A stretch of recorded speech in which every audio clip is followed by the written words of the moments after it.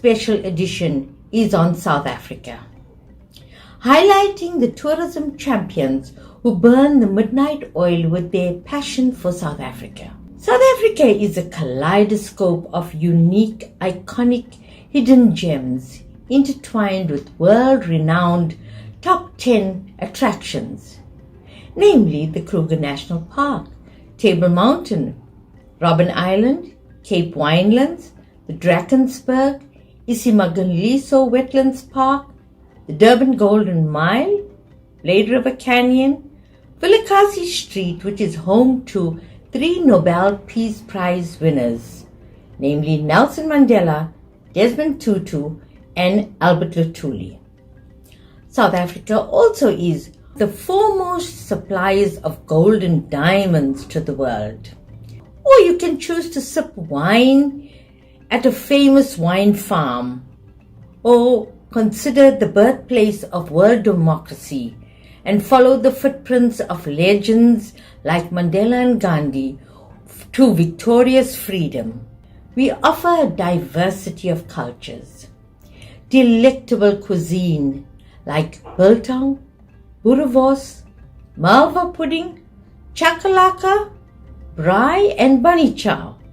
And our unique, captivating attractions are also on the menu.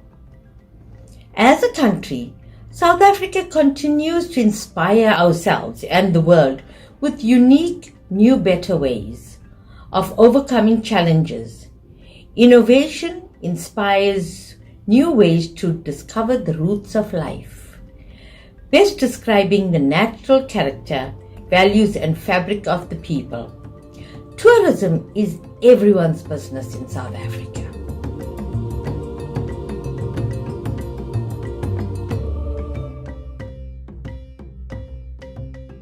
Hello, this is Bunny Bhoola reporting live from South Africa for the Dope News on our special series, African Voices. Today we welcome indeed a very special lady, the Queen of West Africa. Welcome, Ambassador Nancy Sam. A great warm welcome to you from the Dope News. How are you this morning? I'm fine. I'm doing very well. In this part of Africa, Ghana. Yeah, you're looking gorgeous as ever, always. No, Ambassador Nancy, you are one of the, your company, Staple Travel and Tours, is one of the leading travel and tourism companies in Accra, in Ghana. Now that is indeed a great accolade. And also you have been the past president of the Tour Operators Association in Ghana, and most magnificently, you were the ambassador for Zimbabwe tourism in West Africa. That is wonderful accolades, and you really are an award-winning woman. Now, I'd just like to take you, if you can take us a little bit on your journey in tourism. How did you start, and where were you before COVID hit us? I was born in Ghana. I schooled in Ghana, and then I continued part of my education in the US. And then I came back. I did my master's in tourism in Ghana. I started my own company when I was 25. That was when I started. Today I'm over 50. So, yes, I've been in the tourism over 35 years. During my time there in my country back then, tourism was not something that people were really interested in, because 35 years ago, people would come to Africa, especially Ghana, not really because they want to come and do tourism, but they just really want to come. But I was one of the very young ones who decided to take up tourism beyond Ghana and beyond West Africa and Africa as well. So I decided to preach the gospel of coming back to your roots. And so that was how I started through going to New York, where I found that we have most of the Black African Americans in New York. So I started with the Black schools. Those days, these children in the schools do not even know about Africa. They think that we are living on trees. One time I remember I was giving a lecture in Bronx Community School. And one of the students asked me, Madam, so where do you have your buildings? I heard that in Africa you live on trees. And I said, do you know about embassies? Do you know America have American embassy? He said, yes. I said, okay, if we live on trees, that means your embassy too is on the trees. And they all started laughing. So this was something I was trying to let the children know, that if American embassy was in Ghana those days, it means that Ghana was a well-developed country. Africa is not what you see on the TV with children crying for food, people dying. No, that is one side of it. But the real history about Africa is something you must explore yourself. And so I made them also understand that what you are seeing is not your real you. If you really want to know your real you, the real man or woman in you, you must come to Africa one day. And I'm happy that today we see a lot of African Americans coming back to Africa. Not only to Ghana, but all over Africa, to South Africa, to Kenya, name them, all over Ghana, Cote d'Ivoire, Benin, East, West, North, they are all over. And it wasn't easy because those days we didn't have buses to put people on to go on the tour. It was very difficult. We didn't even have air-conditioned buses. Those who come on a tour are those adventures. They really want to take adventurous tours. Because at a point when we're driving for a 4 hours journey, the bus will break down. And they have to stay on the roadside for another 2 hours to get another bus to continue. These are some of the experiences we had all those days. But the good news is that the world has changed. Africa has become a better place. We have gone so high. We have tried, we are resilient. And so because of that, people like us who had fought so much through the years, that I have won an award to be one of the top 100 influential women in West Africa. I also won an award of Family Hall of Fame, the best CEO, name it. But I believe that it did not come on a silver platter. It takes women that are very resilient. Through all this, you might have challenges. It is not that easy for a woman to say you want to fight and make sure that tourism becomes the next platform that we in Africa can survive on, especially in Ghana, and also for women to really embrace it. I remember during my time, I can vividly remember it's only about 3 travel agencies that were in existence. One was called Black Beauty Tours. The other one was called XYZ. And then myself, those days. And so, and these ones are all big, they were big time travel and tours in my country in those days in Ghana. Until we started coming up.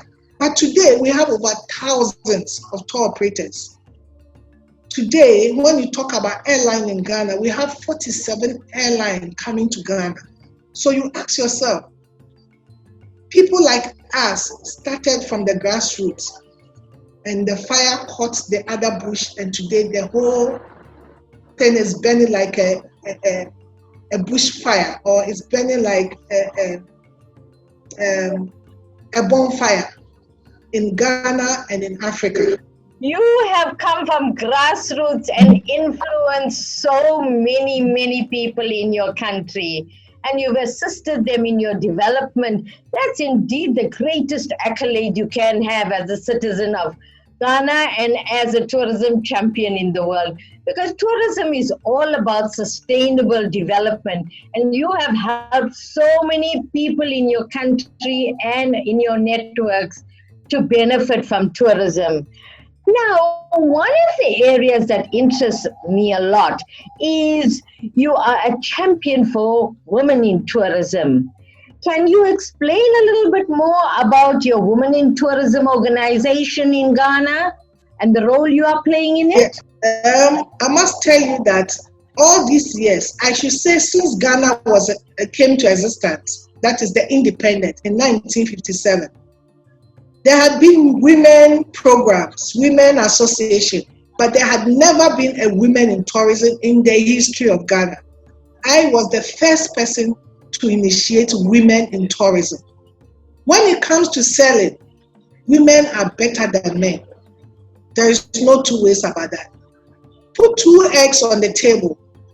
Put a man there, put a woman there. It's the same egg. A woman knows how to sell the egg faster than a man.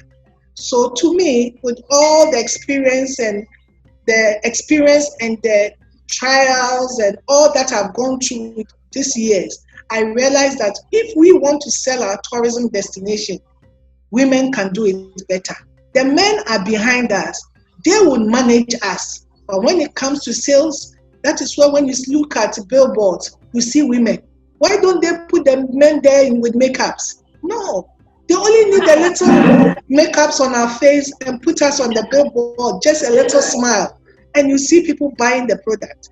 So that was the concept. We want to sell our destination, we need women. When women go to trade shows, they know how to talk. A man will buy the destination, not because of the destination, just because the woman is beautiful. Or the woman is the type of woman he likes. You know, men has a certain qualification and qualities they like. The fact that you are tall, oh, I like her. The fact that she's fair, I like her. The fact that she has a round face. Even the fact that she looks like my mother, that is the man's concept. The fact that she looks like my sister, she'll just buy your product. And so when we go to this tourism trade show, we realize that the women, they come back with good deals and good MOUs for people signing up with them to visit their country. So that was one of the main reasons why I set up the Women in Tourism. Today, we can see a lot of people springing up with women in this, women in that.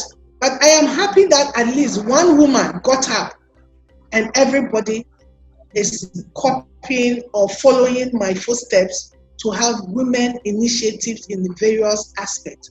So in this Women in Tourism, what we do is we are trying to promote a lot of women to become owners of their own travel and tour companies. Owners, you don't need much money to become a tour operator. You don't need a big office to become a tour operator. All you need is the passion, the zeal, the confidence. What you have is something that nobody can take it from you. If you have something in your hand, you can tell them the value of what you have for people to buy what you have. And I think we have so much destination that the world don't have. I would call one of the 7 wonders of the world.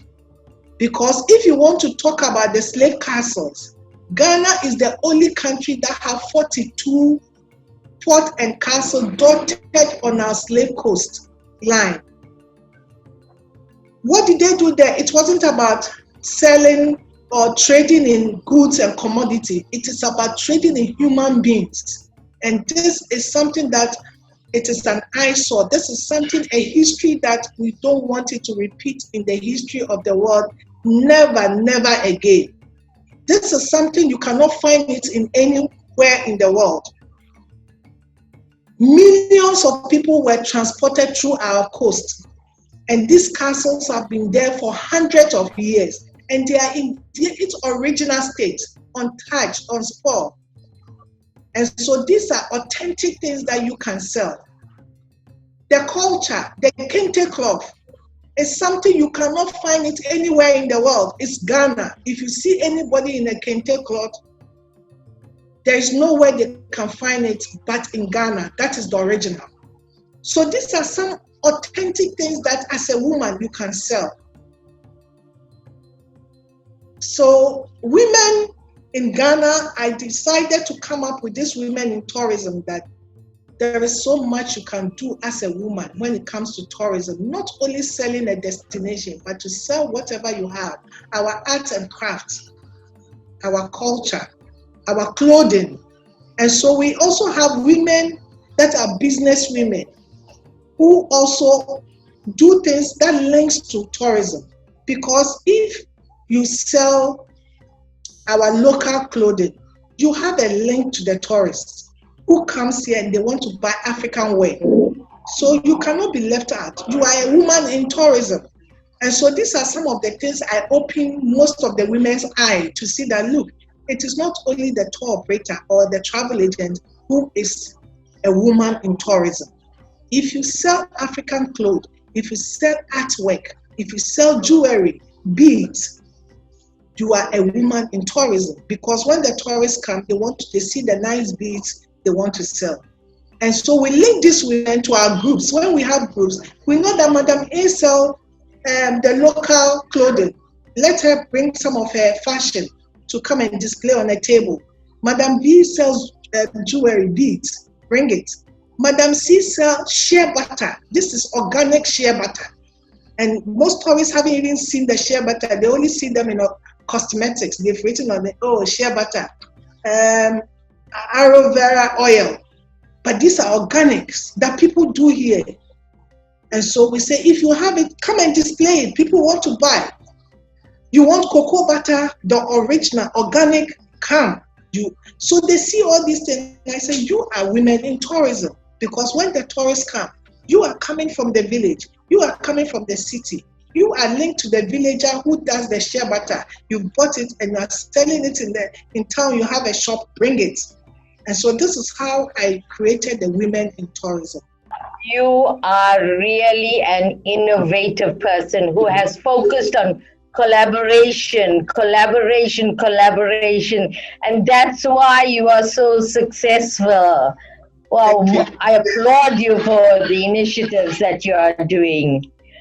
Now let's turn to what the future is like for travel and the current scenario in Ghana for staple travel and tours, and also for Ghana as a country.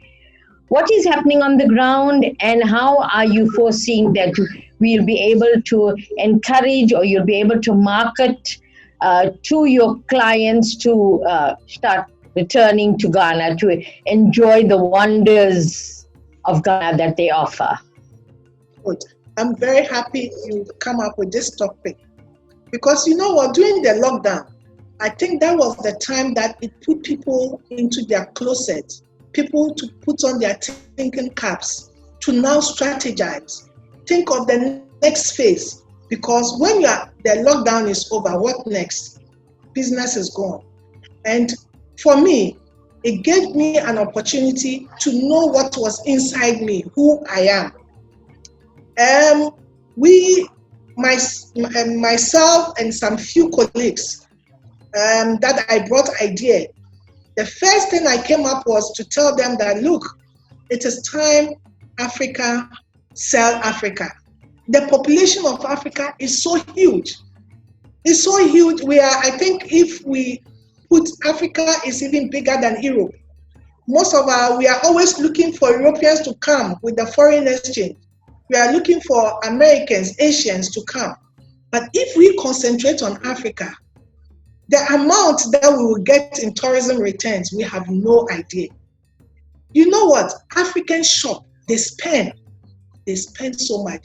I remember many times when I'm coming from Europe or America, you see the Africans, they always have excess. 3 bags, 4 bags. And even myself, I shop till I drop. Till you get to the airport and you realize that. Yes. And so when you have Africans coming to your country, they shop so much. I remember about 3-4 years ago, we went to Seychelles, Ghana. We went with the whole plane to Seychelles because we have a link to one of our queen mothers was taken to Seychelles during the slave trade by the British. Yes, during the war, you know, she was captured and she died there. And the king of Ashanti, you know, so the queen mother, who was one of the warriors, died in Seychelles and her remains was there. So it was like a connection. And because the king was also taken there as on exile, he was able to have children and descendants there. So it was the first time officially that Ghana was doing that historic visit. And we went there, over 200 Ghanaians went there. I bet you the day we were coming back to Ghana, the duty-free of Seychelles International Airport, the shelves were empty. They had to go for a truck. Oh, yeah. We literally emptied the shelf of Seychelles, and that is a big history. This tells you how much Ghanaians or Africans can shop. And so I came up with this idea that we have to do this Africa within Africa. Fortunate for us, we had a colleague also in Nigeria who does travel fairs, Akwaba in Nigeria. And so he came up with a wonderful idea, which is called the Wonders of Africa. So he picked few people from all over Africa, yes. And in Ghana, we were 3 people, myself and 2 other colleagues that we picked as the team that we were going to drive this. And the whole objective of this is to make sure that we bring 3 destinations in each country in Africa. And those destinations is our hot cake in the various countries. And we promote this country and we make it multiple destinations. So that is what we are trying. But rolling back to Ghana, what have we done after COVID? First of all, Ghana was one of the success stories to handle COVID-19. Our cases was one of the lower cases. And up to today, we are managing it very well. But above all, we also in Africa have a very nice remedy that when you are caught with COVID, we don't rush to the hospital. Yes, we go to hospital, but most of them, we treat it in the house with indigenous, pruning, a lot of herbal. Within 4 or 5 days, it's gone. You go and test, you are negative. I remember we had some tourists here who were positive, but these were foreigners. They were not from Europe, and so they were quarantined. And I just told the leader, I said, you know what, can I give you some herbal? These are organic. It's not anything that will harm you, and it's the normal thing, you know. So I brought him a leaf that is called the Neem tree leaves. You put it in hot water, you cover your head, you inhale it for 10-15 minutes 3 times a day. Got some pineapple, the cover, you need the green one, some lemon, some garlic. You do concoction, you drink it 4 times, every 4 hours. 4th day, he did the test, it's gone.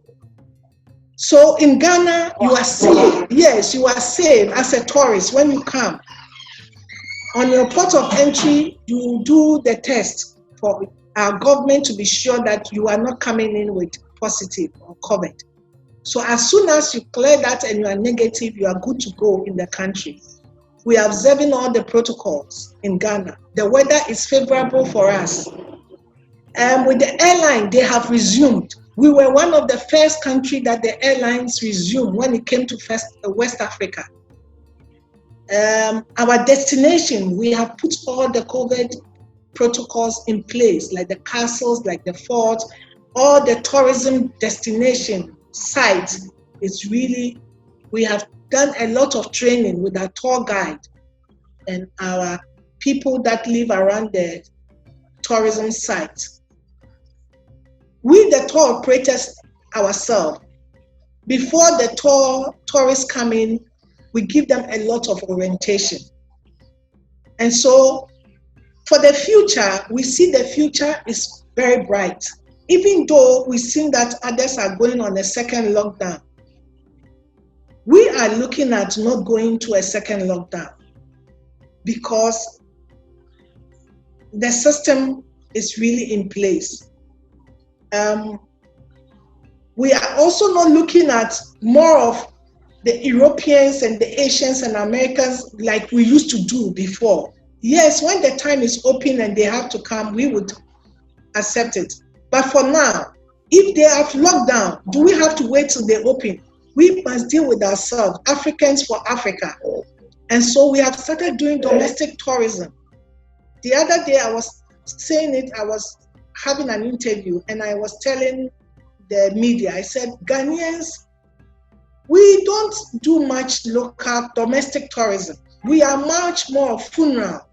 Weekends, it's difficult to get a Ghanaian to do something. He must be going to a funeral, a wedding, or an adore. These are very important, three important things in our life, especially funeral. Funeral is like a devil. Yes, it's a sorrowful time, but after the burial, that afternoon is a party because we believe that the person is going to a peaceable and going to live with God, the Almighty, and he's having a peaceful place. And that is the last time you have to celebrate the person. So we do it big. We spend more money on funeral than even when you are born or you are having your wedding, because that is the last time we are seeing you. Now, so we are encouraging people to do domestic tourism. When you go for a funeral, we are telling them, look, wherever you go for funeral, there should be a site, a tourism site there. Take an advantage, visit there, drop some money. You are going to Cape Coast where we have our castle, one of our major castles. And so you are a local person from Accra. Nothing was going to move you to Cape Coast, but the funeral drew you to Cape Coast. Now you are in Cape Coast, don't leave Cape Coast without seeing the castle. This will be your first time of seeing the castle. Absolutely interesting. I love the whole idea of Africa sells Africa. And I'm hope that a lot of authorities around the world can listen to you, because if they want to boost the economies post-COVID, then they need to be bringing the Ghanaians to their country because you all love to shop. So that will boost the economy. Ambassador Nancy, in closing, what would be your message to prospective clients, to your partners globally? I want to tell them that if they are looking for any country in Africa to come, Ghana should be their first choice. Ghana should be their number one preference, because in Ghana, the people are very hospitable. The people are friendly. The weather is good. COVID is lower in Ghana. We are taking all the precaution. And the medical service here is good. So if you want to come to Africa, you want to do any tourism, and we are secured. Ghana is secure. Africa is the safe place. When it comes to security, you can walk on the streets in Africa, especially in Ghana, anytime, and you are safe. So I want to tell our people out there in the world that you want a safe place to be, come to Ghana. Secure place, come to Ghana. That is the word that is what I want to tell them. Oh, thank you so much, Ambassador Nancy. It's been a real pleasure chatting to you this morning. You can see why Ghanaian tourism has grown in leaps and bounds with your type of energy. And having been in the industry for so long, driving the locals, driving the women, and promoting your castles, your culture, your club, and with all the collaboration and innovation, you are indeed a tourism champion, my dear. We're so proud of you. Thank you so much for sharing your wisdom and your vision on the Dope News.